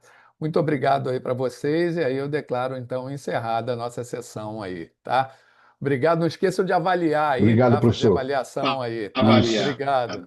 Obrigado, Obrigado Obrigado. a professor. Tchau, todos. tchau. Tchau, tchau. Boa noite. Tchau, Obrigado, tchau. Boa pessoal. Um noite. abraço. Boa noite. Obrigado, professor.